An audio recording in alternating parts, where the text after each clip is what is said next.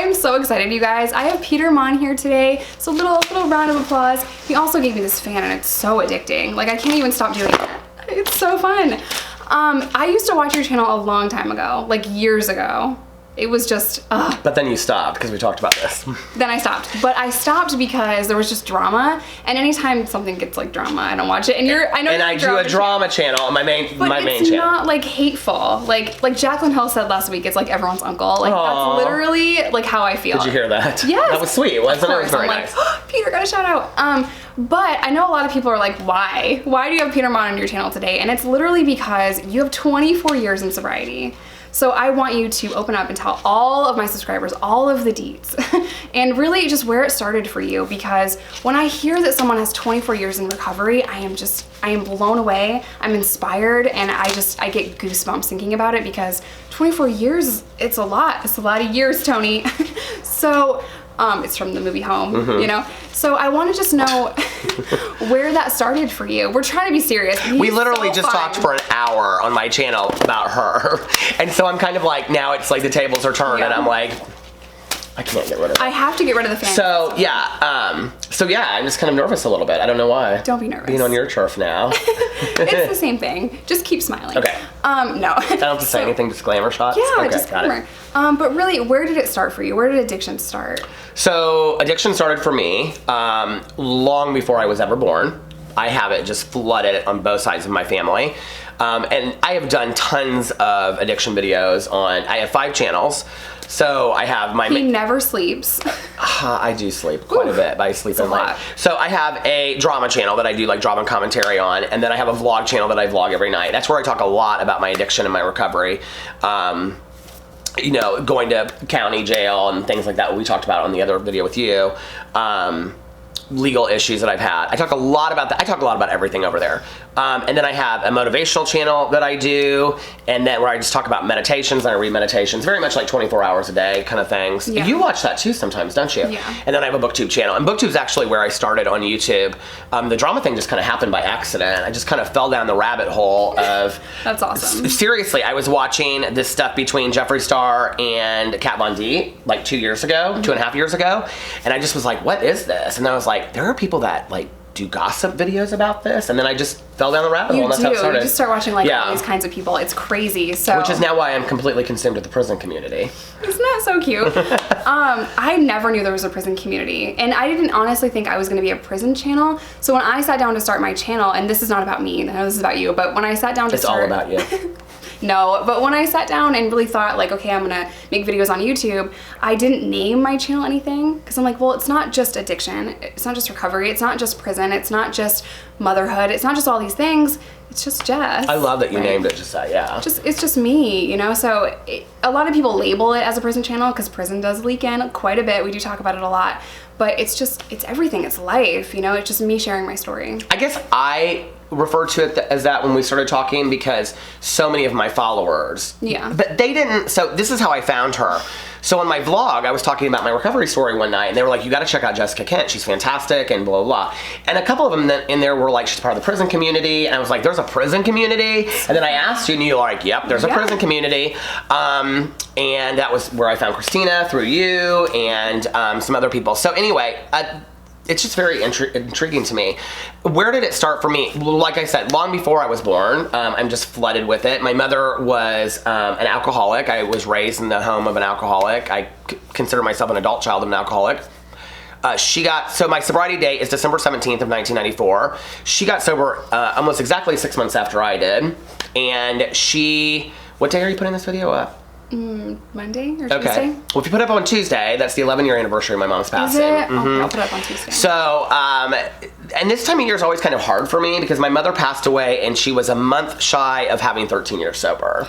So, you know, but I don't look back on that negatively, and I share a lot about our story together because I think it's important for people to know that, you know, a lot of us talk so much, and I'm very, very active in a 12-step program. A lot of us talk so much about families of addiction, but we don't talk about families of recovery. Right. And it was a language that my mother and I spoke, and we kept our recoveries very separate. We never went to the same meetings together, with maybe the exception of 1 or 2 at the very beginning. We never heard each other's story or lead, like given. Really? Yeah, and in fact, I didn't meet her sponsor until at the funeral. and her sponsor came up to me and asked me if I wanted my mom's coin for her to have 13 years. And I said no, because my mother believed in not borrowing time. That if you have 12 years, 11 months, and 5 days, you have 12 years, 11 months, and 5 days. You don't have 13 years. But, to me, I don't get sad about it anymore. I just don't. I get emotional out of joy, out of the fact that one of the greatest gifts that was ever given to me was that, I got my mom back sober. And I think that's one thing that's so touching about, like, your story and friends of mine that have little kids, especially that, or even older kids, I guess, is that, like, your daughters never have to see you going through it. Like, that's so powerful to me, And if there's anybody out there that's watching this, that has little kids, that struggles with any form of addiction, no matter what it is, you can stop it at any time. And I think that is one of the greatest gifts. I hold nothing against my mother for, using my entire childhood. That being said, I grew up in a home of fear. My parents were divorced when I was 8. My dad was extremely involved, but knew what was going on and just kind of, I would say, safety netted it. So, like, if I needed to be gone, my mother also had mental health issues. She suffered from severe depression. So there's just a lot there, and I think, like, in retrospect, had she gotten sober and she tried a lot, I know I didn't know that so much at the time, I think it would have made it different. So I think that's one of the reasons why, like, when you tell the stories, it's so appealing to me, because I relate to that. And I don't want anyone, I'm just going to pause you just for a second. I don't want anyone to see my story and think that I think I'm better than anyone out there that might have kids and is still struggling. I was just fortunate enough to get arrested 3 weeks pregnant. If that didn't happen, I would be in the same situation. Yeah, and my mom got sober at 51 years old, and I was, at the time, turning 23, and you were in your addiction at that point, heavily. She got sober 6 months after I did. Okay. So I was 23, she was 51. Okay. I tell that story because it's so important that people know. Like, I have friends of mine that are in their 60s getting sober today. I know one guy that's 70. It's never too late. Your kids can still, it doesn't mean that you're going to, like, rectify that situation or clean it up right away. But just because you don't have little kids doesn't mean it's too late. I think we want to rush recovery, because it's like, God, I've been trying forever. But it takes us a long time to destroy our lives and relationships. And it takes that same amount of time and effort to rebuild those relationships. Yeah, exactly. So where did recovery start for you? When was the moment where you're just like, you know what? Enough is enough. I'm tired. I don't want to do this anymore. So we're going to jump from birth to recovery. Okay. We can talk about anything you want to talk about. Let me have a sip of my coffee. We're in a hotel that we both decided to meet at halfway. We're filming a video in the... Nothing weird. But anyway, they don't take cards in the pop machine. So she's eating ice and I'm drinking soda, coffee. Sir. Did I say pop? Yeah, we say pop in the Midwest. Yeah, I know. We say soda. So let me give the quick rundown. Okay. So I know this is going to sound strange. I don't know if anybody will relate to this, but I grew up in an environment where people drank. And it was pretty drinking. It was cocktails at 5 o'clock, or cocktails at 3 o'clock, or cocktails at noon. It was Bloody Marys. It was mimosas. But it was what I considered pretty drinking. And what I mean by that is that everybody looked pretty and everybody looked good, and my mother always looked very pretty when she did it, and I have drinking all over in my family, and it was something that I wanted to be a part of. It looked very glamorous to me. It looked like what adults did. They all smoked, they all drank, It was all of that. It was 3 o'clock in the morning still playing Fleetwood Mac albums, and I wanted to be part of that, dancing and fun, and that looked fun to me, even at 6 years old. Right. So as I got older, and I already had the genetic predisposition for it, which nobody had warned me about because they didn't understand it either. So the first time that I, started picking up, it just was off to the races. And I remember the very first time I ever got drunk, it was a good friend of mine, and we met these two girls at the elementary school that I went to, and I was like, at the time, like 12, I think, and so they're puking. We brought, like, horrible alcohol, like we stole alcohol from his dad, scotch, and what's the one that tastes like mint? Why can't I think of what it's called? Oh, I don't know. It's like a liqueur. Anyway, it's horrible. But peppermint schnapps, maybe, something like that. And we're all sitting there, and they're puking, and I am, like, writing this story. I feel like I'm, like, so far down. You're not. She's sitting back. If I was sitting back, I would look skinny mini, too. So anyway, she wanted this side, and I was like, no, this is better side for me. You're my guest, so you can have the I good appreciate side. it. Thank you. So anyway, so we were sitting there, and I've heard this story told by so many alcoholics and addicts through the years that they're puking, and they're like, I don't ever want to do this again. And all I could think of is I was swinging, and I can remember the stars and the moon, and all I could think to myself was, I can't wait to do this again. Wow. And the next day, you know, I woke up, and I was hungover at 12 years old, and I thought to myself, I can't wait to do this again. Yeah. And that was the start for me. And then that just led to one thing to another, and everything I ever said I would never do, I ended up doing, except for heroin, because it was never introduced to me. And I never took like oxys and things like that because they were never introduced to me. But I did eat a lot of pills back in the day, and I would have. Vicodin was one of my drugs of choice. Cocaine and crack cocaine were my drugs of choice. Alcohol. By the end, I was drinking. By the time that I hit 22, I was in college. My dad was paying all of my bills. He had no clue how bad it was. I was having no interaction with my mother at that time. I was totally, and I own this all the time, a total spoiled brat. I had to be tough loved into the ground. And I was drinking about a fifth and a half of Jack Daniels a day, 2 to 3 40s. I liked Colt 45 and Old English because they get you drunk real quick. Yep. And I smoked tons of weed, like an eighth to, you know, half ounce a day. We didn't do grams back then. And was eating pills. I would get up in the morning when I was hungover, and sometimes I would mix a half of vodka and a half of Pepto-Bismol because my stomach hurt so bad.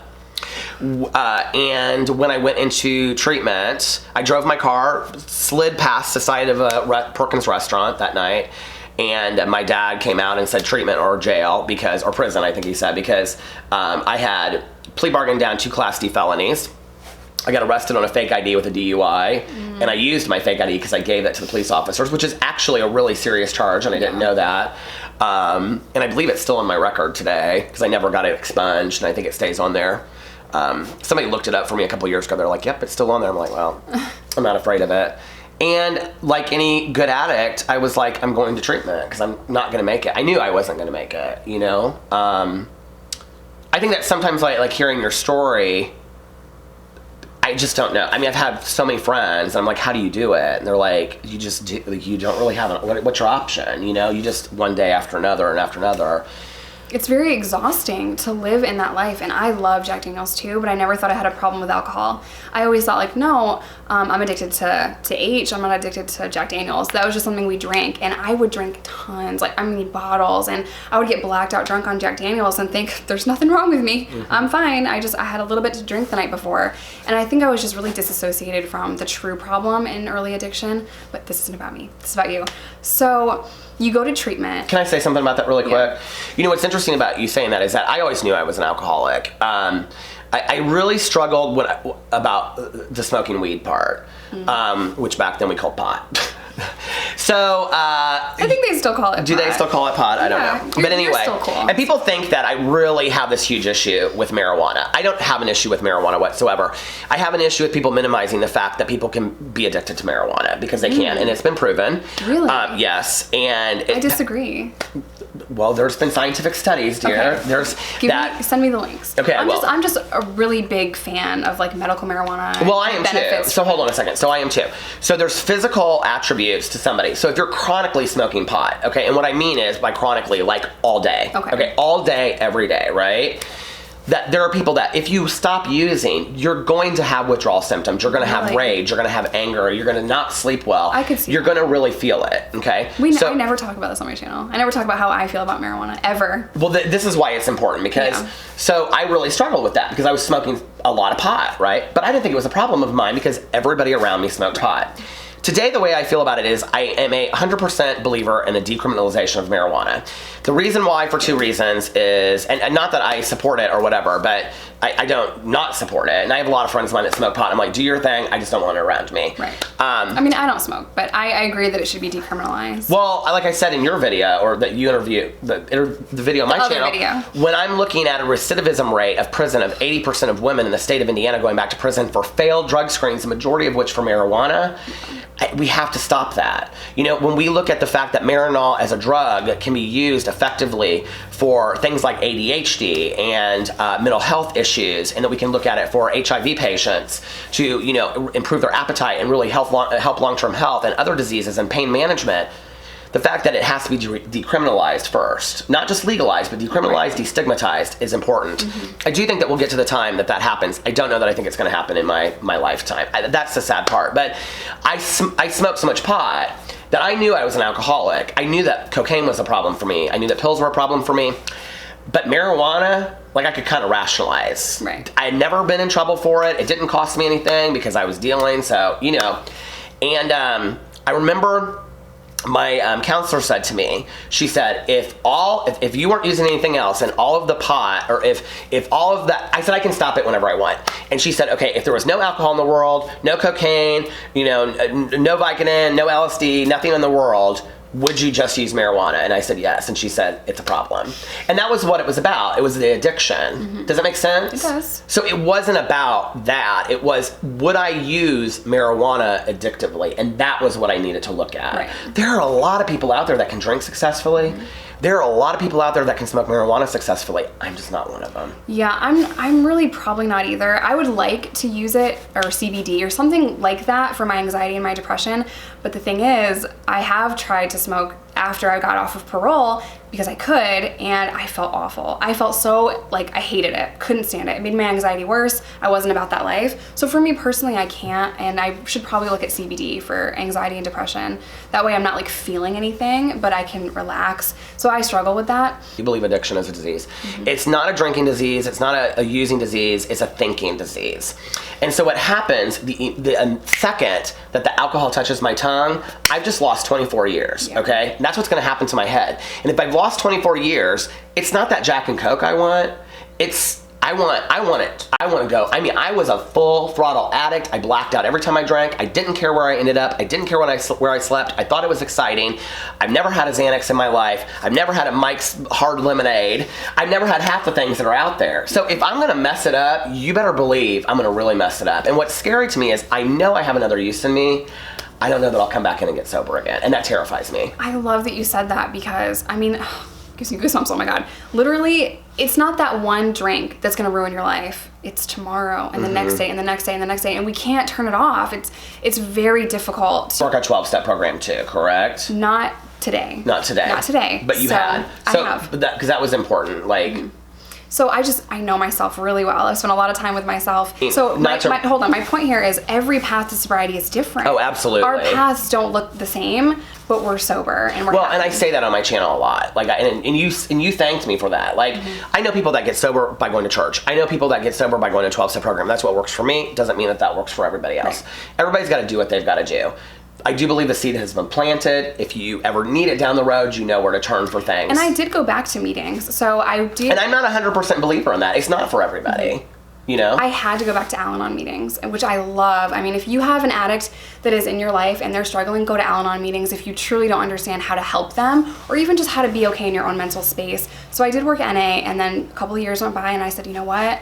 I don't know how to help this addict. I am going crazy. I'm driving myself crazy because I want to change them. I want to just shake them and see, like, why can't you get sober? And I need a distance from the problem to actually see the whole picture, and Al-Anon really helped me with that. I do talk about Al-Anon a lot because I don't think people know about sister programs for family members. I didn't know about it. No, that it's a 12-step program for friends and family members of alcoholics and addicts. And there's Nar-Anon too for alcohol or for family members of addicts. But I think Al-Anon is a little bit more prevalent today. I don't know.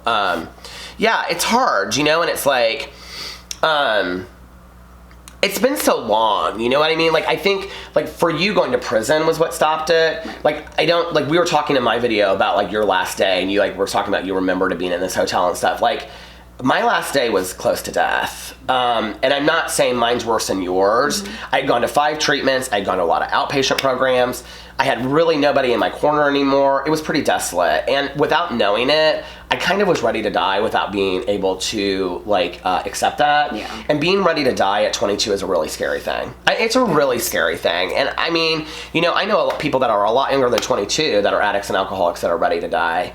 And being sober, so I got sober, I went to treatment, So I was kind of forced into treatment indirectly. I wasn't forced, but I chose. Right. I mean, I had, my dad was done. He just was done. He had enabled the hell out of me, and he was done. So I went to treatment. I was there for like 30 days, and then I got out.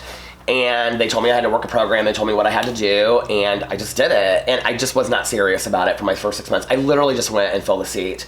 And then I can remember getting my 6-month token, and I can see it in my head right now, like walking out of the meeting with my 6-month token, and I was like, that's the longest I've been sober since I was 12 years old. And it hit me like that. And I was like, and I had peace of mind, and I wasn't worried as much. And my life was really about as exciting as having a cup of coffee with some friends or playing Trivial Pursuit. We used to do that back in the day. And, or like, just having food in my refrigerator was huge. Those are like the best moments too. Yeah. The small things where you're just drinking coffee and hanging out. I was ready to die too. I was accepting of it. I was accepting of prison. I thought they'd find me dead somewhere, and that'd be all she wrote, and I was completely okay. I was completely okay with it. I was Narcaned back to life, and I thought, that's scary. That's completely normal. It's totally fine. Relax, I'm fine. And I didn't know at that moment that they had used Narcan, because I was just completely confused. I woke up and I didn't know what was going on. I was in massive pain. Strangers were in my face. I had no idea what happened, really. And it wasn't the moment, and prison had to be the moment for me. So, and everybody's journey is different, and that's so important. Right. So, like I said a second ago, everyone's path to sobriety is not going to look the same. I get tons of questions on what I think about medical assisted treatment, whether it's Suboxone or methadone. I think if that is helping you, that's amazing, and it's saving so many lives right now. So that's just not my journey. So I can't really speak on things that I don't have experience in, So my opinion has actually changed on that. Has it? So Suboxone has changed a lot for me. So when I worked in treatment, I was somebody that was trained to work with Suboxone, which is also buprenorphine. And at the time that I started working with it, there were doctors that were prescribing it. So I was one of the counselors that was doing it. And we were trained very specifically to work with these people, because there were only like 2 doctors in the state of Indiana at the time that could prescribe Suboxone. And it wasn't like you went to your family doctor and got 3 months supply of Suboxone or Subutex. Mm-hmm. And then I started seeing a lot of people on the street using it. Yeah. When I got sober, we didn't, and we had methadone clinics, which it's 10 times harder to get off of methadone than it is to get off heroin, which people don't know. But we didn't have Suboxone. We didn't have maintenance drugs. So I kind of had this built-in system to where I was like, I don't know that I necessarily believe in Suboxone. Since starting my YouTube channel, I've literally lost probably 50 to 100 people that I know from addiction, or indirectly that I know. And I don't even have to cry for somebody specific. I can cry just for the active alcoholic or addict out there. I don't care what it is that saves their life at this point. I want to save lives. Whatever that is, I don't care what it is. If they have to be on a maintenance drug for the rest of their life, it's just, we're taking away mothers, brothers, sisters, husbands, fathers, children. We're losing a lot of people. And like I said, I don't know if I said it in this video, if I said it in your video on my channel, that, we're considered the United States of addiction if you're watching this in the United States. And every 9 minutes, somebody is dying from an opioid or heroin overdose. And it baffles me. It just baffles me, and that we're not talking more about it. It's 2 people since we've been filming this video. I mean, do you want to take a break? No, I'm good. Sure? I'm totally fine, yeah. Girl, I cry on my channel all the time. But it's funny that you were saying that, side note, like even this cup of coffee, so we went up to the lobby, we're being real cute up there, like she's wanting, a soda, and I get this cup of coffee, and like even just this cup of coffee to me means so much to me today. And I told this story one time, and I got real emotional in my vlog, that my dad was super enabling of me, and I've been called out about it left and right when I share the stories. What happened as a result of that was my dad he's a surgeon, and he became very, very educated about addiction and recovery. And he works with hospital systems now in integrating education. This isn't his main job. This is part of what he does, in integrating education about addiction into hospital systems, so that physicians aren't necessarily liable, but they also are not allowed to put patients on certain drugs without there being an option for treatment. So you can't just get rid of a patient and there's not a liability issue. You have to sit down and discuss with them and worried about pain management, things like that, treatment options. And he doesn't enable me. My dad and I, our relationship was completely built on money. And we didn't really have any relationship after that. And I've told this story on my vlog channel, so I won't get into it deep over here. But I didn't have a car for my 6 months to 9 months sober, because I had totaled my car. and I needed a new car. I've been there. And my sponsor said to me, he goes, so you're not going to let your dad get a new car, you're going to tell me he can't financially help you anymore. And I was like, this is the spoiled brat in me, and this is where it started changing. And let me just pause you. I don't want anyone to judge you for that. I think it's amazing that you're being so open and honest about it, first of all. Second of all, so many families do that. They enable their children, and my basic bottom line here is if an addict is very happy with you, you're probably enabling them. If they're upset with you, you're probably trying to save their life. So just so you know, if people are out there judging me for what my father gave me at that time, it doesn't really bother me today, and I'll be honest with you why. Because there's somebody out there that can say that they got no assistance from anybody or whatever, and that's their story and they're helping somebody. But there might be one person out there whose story is identical to me, and they need to hear my story. Absolutely. If I shy away from that and I'm not honest about how it was for me, then that person's missing out on hearing that story. So it is important for me to tell the story. I just love you. Well, I love you too. But I just want you to know that. Like, I'm not ashamed of the story, and I'm also not ashamed of how it turned out, because what happened was my dad bought me a new car, and I got a new sponsor. And I told my sponsor what had happened.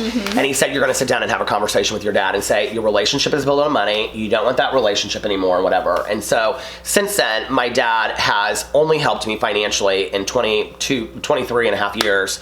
I think 2 or 3 times. I don't know how many times, honestly, but each time I've had to pay him back, and that's been an arrangement. Our relationship is not bound on money today, and we wouldn't have the relationship we had that never occurred. Right. Had I not gotten the car, had I not had the conversation with him, had I done what happened the first time. So, I don't know, sometimes we have to make, I'm a big believer in life, I'm a huge believer that you have to screw up, you have to fall on your face, and you have to work hard to get back up and learn from your mistakes.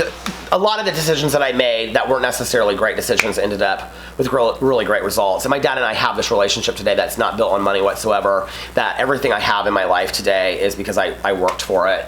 And that's really important to me. Yeah. And that was a sense of integrity that I would never have had that I didn't go through that. My father and my mother are both people that came from like a lot of poverty. And I don't even know that I told you this, but after my mom passed away, so this is part of my interest. So after my mom passed away, I was talking to my dad. They had been divorced since I was 10, but my dad was very involved in my life. I said to him, did mom have any secrets that she never told me? Did I not tell you this? Okay. And he said, no. And he goes, well, maybe one. And I said, well, what was it? And he said, well, your grandma was in prison. Really? And I said she was. So my grandma was in Indiana women's prison for embezzlement. Grandma's yes. OG. Because she was a single mother and didn't have the money. That's what my dad told, but I've talked a lot about that on my blog, about my grandma going to prison. I tried to not watch so that I came into this video with like an open mind. That's what I did with yours too, yeah. So I stopped because I was like, I don't want to know anymore. But anyway, it was weird, like knowing that. And then I found out she had gone actually again when I was young. So she was in prison twice, both times for embezzlement.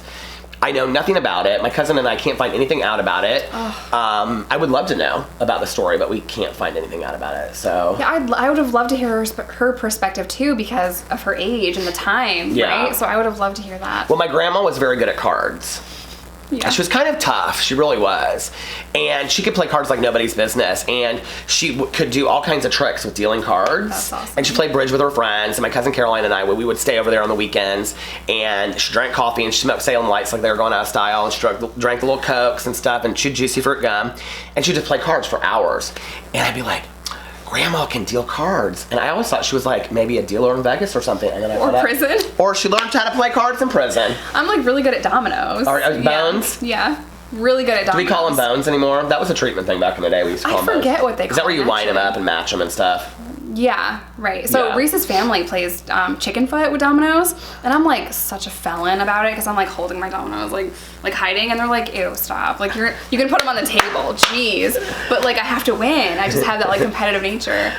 So for anyone out there that is struggling, what is one piece of advice that you would give to someone struggling in addiction that just really wants to get out but doesn't know how? That wants to get out and doesn't know how? Yeah. Because I think that's the thing, you know, like different. It is different because, you know, like before I got sober, like I knew it was bad. I mean, I knew it was bad. I had convinced myself so many times that I could stop using, and I tried and I couldn't. Or maybe a little bit of this, but not that. You know, I just tried to manage it so much on my own, but I knew it was really bad at the end. I had dropped out of all my classes. I had taken the withdrawal money and used it for drugs. I don't even know really in retrospect how I was surviving financially because like my my dad wasn't just giving me limitless cash. That just wasn't the story. Right. I mean, he was helping me with bare essentials. And I don't really know, like, you know, what happened. If I hadn't been forced in, I think I probably would be dead, honestly. And I think, like, you know, back then, the thing that was hardest for me was that I was really scared. I couldn't imagine what my life would look like without using. Yeah. I just, you know, it's very similar to anything else that you have in your daily life, but your whole life is surrounded by it. You know, it's like, do you ever watch Intervention? You're like out of frame a little bit. Okay, go ahead. Am I in frame? You're in frame. Do you ever watch Intervention? No. Okay, so on Intervention they have these shows, and the camera crew. I'm like so short down, like, and I'm taller than you by like a foot. It's hard for me to watch Intervention, honestly. Yeah. I just can't like watch people using, and they show, it's graphic. I mean, they show. Yeah, some of them are really hard for me too. The thing is that that's what we're gonna do. The thing is that like they follow the people around with the camera, and so you see like a whole day, and like I forget sometimes that my whole life was just a chase. It was. It was literally just about the hustle and the chase of it, and I was addicted to the chase and the hustle as much as I was. And I think that was what was so hard for when I first got out of treatment and got sober, was just sitting there. Yeah. You know, like this was the story I was going to tell, that when I got out of treatment, so my dad had my apartment cleaned, and it was just gross. It was disgusting. And he had everything taken out of it, and so I came home, and he had put food in my refrigerator. I don't know why this part's always hard for me. My mother, of course, is in her addiction at the time that I get out, and so he had put like food in my refrigerator, and like turkey and like, you know, bologna and bread and condiments and potato salad and cheese and just like good food, you know, macaroni and cheese, macaroni salad and juice, all these juices, you know. And I looked over and there was like a new coffee maker, and I just thought, you know, like how sad that my dad, like he just wants his kid to like enjoy a cup of coffee and not have to be like smoking crack. You know what I mean? Like, and you know, I will say this, it's been 24 years. There's still, our relationship's great. There's still a lot of trust that's not there. There's things that, you know, my dad will say to me like, well, do you think that this is maybe like when I go to Vegas, he'll say like, do you think Vegas is a good idea? You know? And I'm like, Dad, it's not about that. But you know what I mean? Like he gets it fully, but it scares him. Right. My parents do that. So like when I go visit my parents, I'll be like, okay, I'll be back. And they're like, now I have said that before and not came back for 2-3 years. So I'm like, okay, I'll be back. And my parents will be, well, where are you going? Like, I'm almost 30. I'll be back. And I forget, like, you put them through so much stuff. So at first, when I was first visiting them and I was like, okay, I'll be back. They're like, where are you going? And I thought, are you serious? And I didn't think about it. And I walked out of the house, closed the door, got in my car. And I remember sitting there and just having that aha moment where I'm like, you just put them through so much crap. So I got out of the car, walked back in, and I said, I'm going to my friend's house. It's 2 streets up. I'll be back in 2 hours. And I told them where I was going. And, you know, that just made all the difference in the world to them. You have to rebuild those relationships. And I remember being offended at first and not really understanding it. But now looking back, like, of course they want to know where you're going. Mm-hmm. I mean, girl, you said, I'll be back, and you didn't show up forever, and you came back with a baby 4 years later. Like, obviously. So the damage that we do to our family and friends is unbelievable. And I don't think we really understand it. So I did not understand how bad I had affected my dad. I just really didn't. I just had this conversation with a friend of mine about a week and a half ago, the exact same story that you're telling. And she was saying that about a family member of hers questioning where she was going. And she said, and I was so pissed. And I said, you know, like, we damage these people. Like, we really hurt these people. Yeah. So I was sober. This was 2 years ago. I read the book, Beautiful Boy. And I had recommended it to people for years, even though I hadn't read it because I had heard such great things about it. You know, have you heard of it? So I called my dad up when I got done. And it's about a dad. And it's his son's story of his meth addiction. It's David Sheff, and Nick Sheff is his son, and he's written his own book too called, do you know what it's called? It's about methamphetamine. I don't, but I have to read it now. It's supposed to be so good. But the Beautiful Boy is fantastic. I didn't love the movie, I will say that. But the book is incredible. And I called my dad and I said, have you read this book? And he said, yeah. And I said, and it was really about this dad and how much he had suffered and how painful it was going through his son's addiction. And I said, when did you read it? Or I said, have you heard of it? And he goes, yeah, I read it when it first came out. I said, where did you hear about it? And he goes, like on the New York Times or something.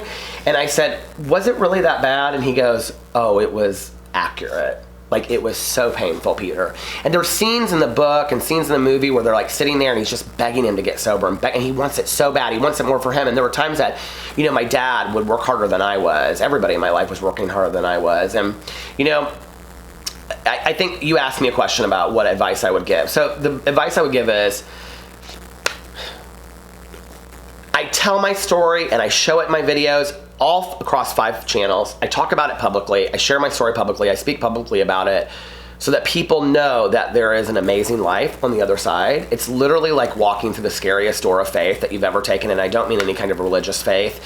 I consider myself a spiritual person, not a religious person. And it's like just having to trust, you know? And I think the thing is that we're willing to put all these substances in our body, not knowing what the effect is going to be. Mm-hmm. But we're not willing to take the chance on something greater without the substance. And I am glad that I was coerced into it to some degree, even though I still had a choice. The other thing is I would say out there to any friends or family members of alcoholics and addicts is set boundaries, set healthy boundaries. Don't step over those boundaries. You're helping them. You're not hurting them. You're loving them. They may hate you right now, but down the road they may love you.